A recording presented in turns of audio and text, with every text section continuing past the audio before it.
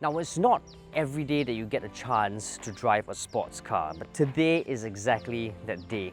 Right behind me is the GLA45 S. Now, this car isn't just your regular GLA, mind you. It's like as if Mercedes-Benz brought the GLA200 to the gym and boom, out came out the GLA45 S.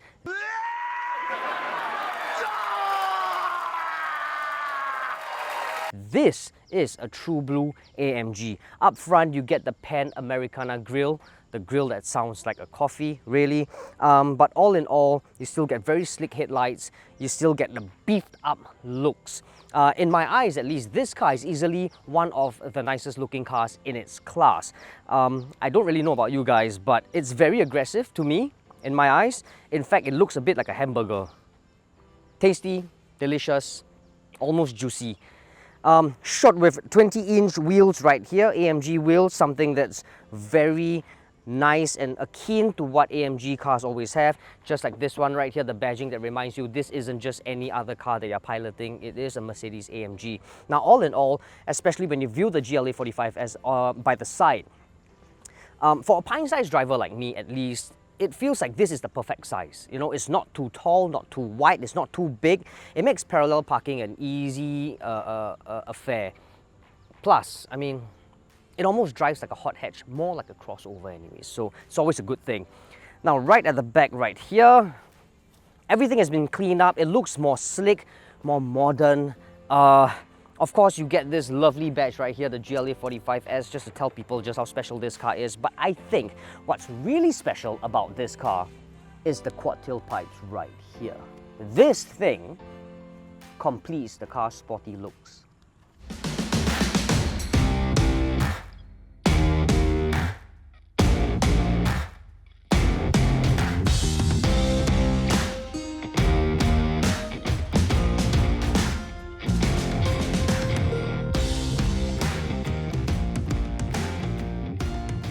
This is the GLA45S. It's based on the A45 hatchback.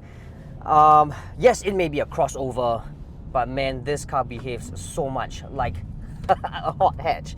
It is so composed, it is so pliant, it is so much fun around the twisties, man. I tell you, I would love this car. I would take this car over the A45. I would take this car over even the GLA45 as well. It sounds good, it feels good. I have no idea what's not to like about this car, honestly. It's very pliant, it's very composed, and when you go around bends, it sort of gives you the sort of communication to know exactly what's beneath the tires. The steering could do with better feedback, the steering could do with more communication, but this car, with this steering, man, is highly accurate. You could actually brake late and exit the bends with a lot of confidence, a lot of composure. A lot of fun, this car. Oh man, and the sound. It sounds like $1,000,000.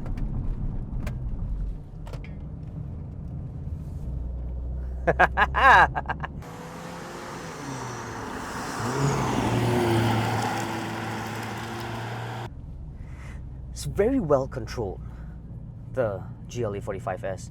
I mean, it makes you feel like... I have no idea what Mercedes-Benz did to this car, Mercedes AMG did to this car, but it's a lot better than its predecessor. It feels a lot more composed, a lot more pliant. It's a lot more calm. It almost feels like it's grown up. Like if you were a young punk with a bit of money, you'd probably think, yeah, I could probably get the A45, but you know what, now that I still want to be able to have this sort of power. I still want to have 416 brake horsepower, 500 Newton meters of torque from the 2-liter engine right in front. But I'm all grown up now. I have a family and I still want to enjoy such a drive. Well, I think the GLA45S right here could well be the answer for you. The Mercedes AMG GLA45S 4MATIC is priced at $311,888. The 2-liter inline-4 turbocharged engine produces 416 brake horsepower and 500 Newton meters of torque. The 8-speed dual-clutch transmission brings the car from 0 to 100 km/h in just 4.3 seconds. For more details on the Mercedes AMG GLA45 S or any other car, head on to sgCarMart.com to help you make the smart choice on your next car. But if you decide to take driving down a couple of notches with the GLA45S, the car will not disappoint.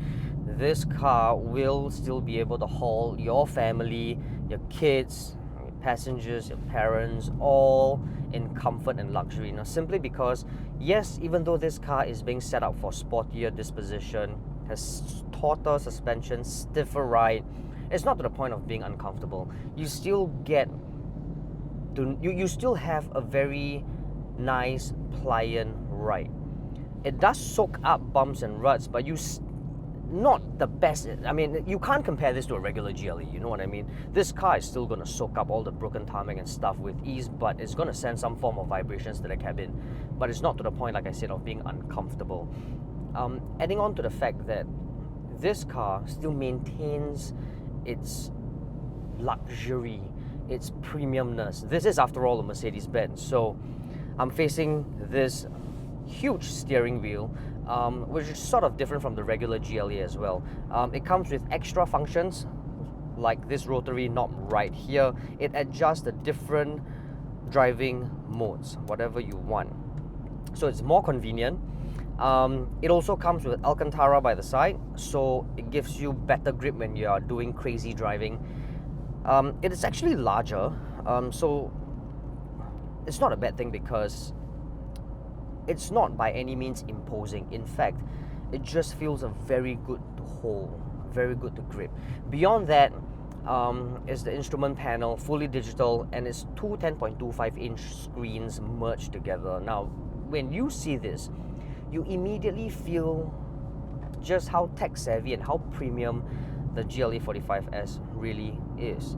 The left side of the multifunctional steering wheel controls this main infotainment system right here, as always, and the right side controls the instrument panel. So everything you need to know about the car can be done here. You want to control anything about the infotainment system, can be done here, or can be done right here, this touchpad.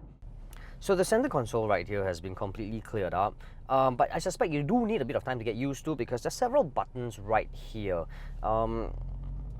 It won't throw you off. It just feels like there's a lot of things happening just by the touchpad.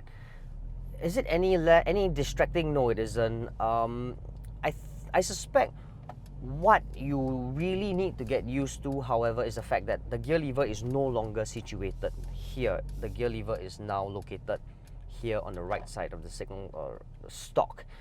Is it any less intuitive? Nah, man, it's just a matter of getting used to. I mean, I've been driving this car for 4 days. I think it took me less than 2 days to get used to. So I wouldn't sweat it, not at all. You know, when you buy into a crossover segment, even though it's a sporty crossover, high performance crossover, so to speak, when you buy into a crossover segment, priority is definitely space. Like, I would get this car because not only do I get a chance to be a moron on the road, I'll still have sufficient space to haul my barang-barang and my family from point to point in a comfortable, safe manner. This car comes with 436 liters worth of boot space. It's not the best in its class, I'll tell you that, because the RS Q3, its direct competitor, has 530 liters worth of boot space. That's almost 100 liters more.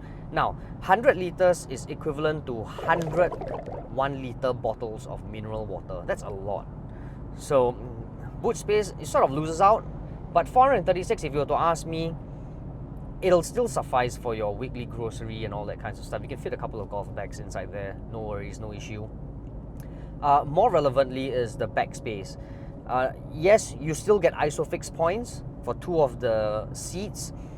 It's comfortable and it's definitely spacious. I still get it. Being a crossover just means that there's a lot of space, head and leg room, even for passengers who are obviously taller than I am, will still be able to enjoy head and leg room without any problems.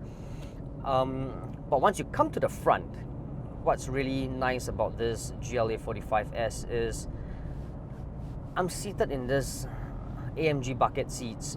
It's very snug, and unlike other bucket seats where they kind of over-exaggerate just how hugging it can be. It can be a bit frustrating because in those kinds of seats, more often than not, I find myself driving with my arms flared out just a little bit, just so that I can make turns. Whereas for this, it's just comfortable. I can sit in these seats all day, every day, and still not worry about a thing. Now, complaints, yes, I do have several complaints about this car. Well, first things first, it doesn't come with ventilated seats. I don't know why. I mean, the seats are perforated, you know what I mean? And you tell yourself that maybe there's some air coming out, but no, it comes with heated seats right here. There's a heated button option, but there isn't an option for cooling seats. It's just annoying. The second complaint that I have is there isn't any rear aircon vents. What? It's kind of hot now. So I reckon passengers at the back will really be suffering a little bit. And for the price that you're paying at this point in time when we are videoing at $311,888, you kind of expect to have like rear aircon vents, to be honest. Okay, but here's the good thing. We've been driving with 20 degrees, fan blower setting at speed 3, and I've got to say, in all honesty, the aircon is really good. And it's working well on a hot sunny day, and it's just poof. I'm actually quite chilled out sitting at the front. I can't say the same for the back, but this definitely compensates for that lah, you know, so yeah.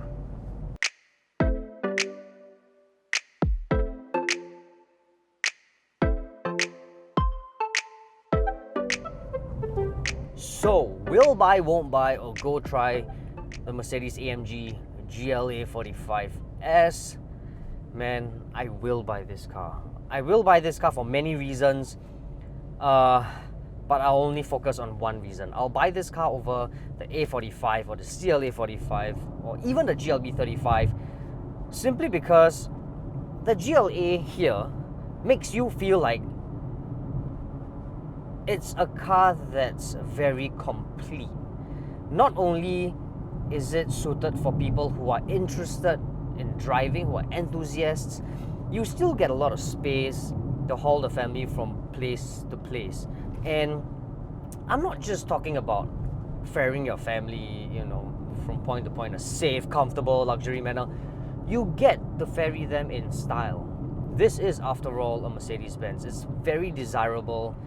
And in my eyes, at least, it looks very good. I know a lot of people will probably think, no, its competitor, one of its competitor like the RSQ3 looks good, which I don't deny, it does. But in my eyes, this car looks better. Sheet metal is a lot more coherent, a lot less exaggerated, and I really like how complete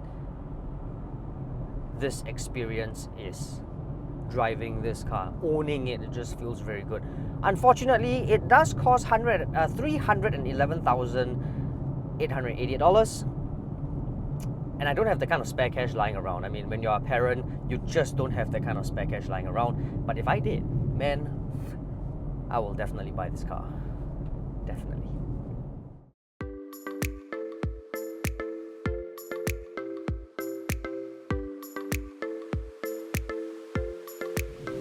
So there you have it, guys. That is the review of the GLA45 S. I hope you guys enjoyed it as much as I've driven the car. Man, I really did. Please don't forget to like and subscribe to our YouTube channel and share this video with your friends and family.